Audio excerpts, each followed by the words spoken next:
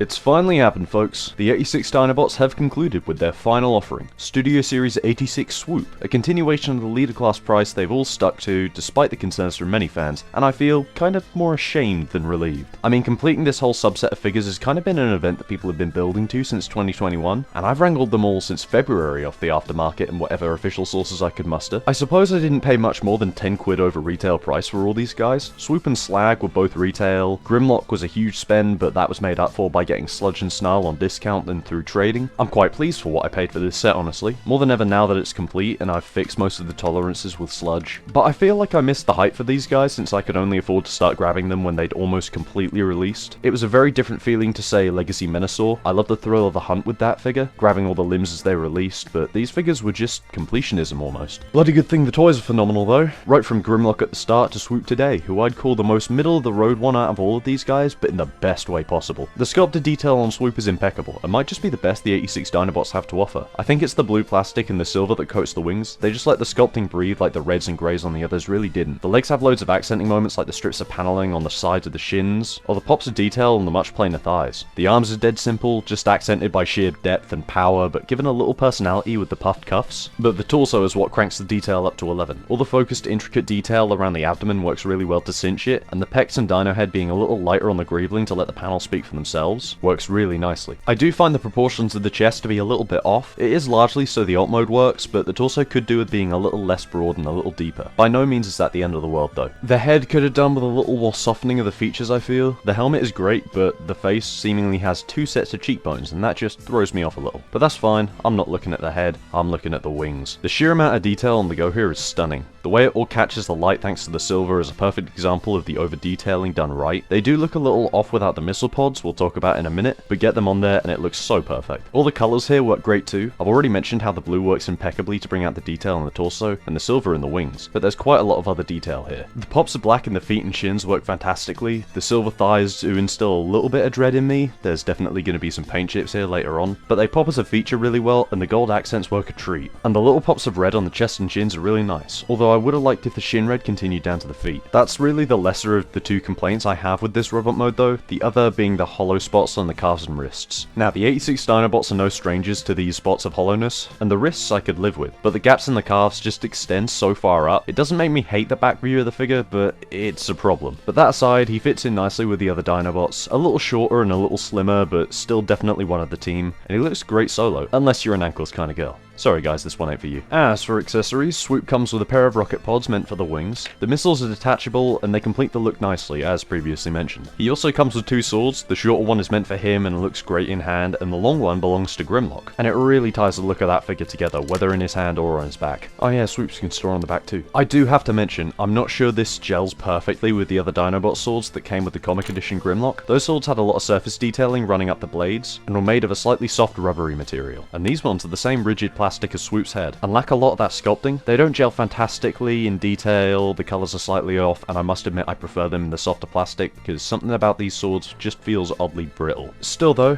we now have a fully sorted team of Dinobots, and yeah, this is what we've been waiting for. The posing on Swoop is very solid. The head is on a great ball joint with a wide range, and the transformation joints let him look really far down. The wings can move forward and back however you wish, and allow the arms to move out standardly, and around all the way. There are very slight backwards butterflies, there's bicep swivels, standard elbows, wrist swivels. He has a waist swivel that is limited by the dino head, but not by too much. The hips can move out standardly, and forward and back pretty standardly on a nice ratchet joint. Excessively tight thigh swivels, double ratcheted knees, and a good ankle pivot. The posing here works a treat. There's nothing above average besides the knees, but he is very solid and fun to mess with, and can hold a lot of dynamic poses. Transformation on Swoop is the simplest of the 86 Dinobots by far. A lot simpler than Grimlock. The way the dino head locks into the real head rather than trying to use a faux part is nice. I wish the arms did more beyond just very loosely tabbing into the wings. The torso collapsing is very straightforward, although the tabs were a little too tight so I did shave them down with a scalpel, and the way the legs close up is very satisfying, leaving you with a pretty good dino mode. This looks a little silly when sitting like this, so the best way to counteract that is folding the wings around to the front or getting him in the air onto stand, which helps you appreciate his full glory. This thing looks really great. The huge dino head is such a striking feature and the wingspan is enormous. I can't complain about the look. But there are issues with the features of this thing. The legs are completely fixed when it's tabbed in. It's not the end of the world as you you can pretty easily untab them to counteract that, but it does leave the back looking messy. As for other posing, the head is double jointed to look up and down, which is nice, and the mouth can open really wide and accept blast effects too. But the head can't swivel, which is a huge oversight. They could have easily fit a mushroom peg in the neck here. That aside, the wings can flap at the base a little while tabbed into the arms, and the central point can flap on a double hinge. There's nothing inherently wrong with the features of this dino mode, and I found it a lot more charming after the missile pods were off the wings, but it just doesn't do as much as I'd like it to. Also nearly broke my shitty Amazon flight stand, so I had to buy new ones. Don't fail me, Bandai. Still, this figure looks great as part of the team in dino mode, and like I say, get him in the air and he's majestic as anything. Overall, I'd absolutely recommend this figure. As a member of the Dinobots or as a solo release, he's that much fun on his own. And now as I have them all together, yeah, I'd absolutely recommend the 86 Dinobots as a set. There are issues with some of them, yes, but for a team that cost $250,000 to complete, I'd strangely call them worthwhile.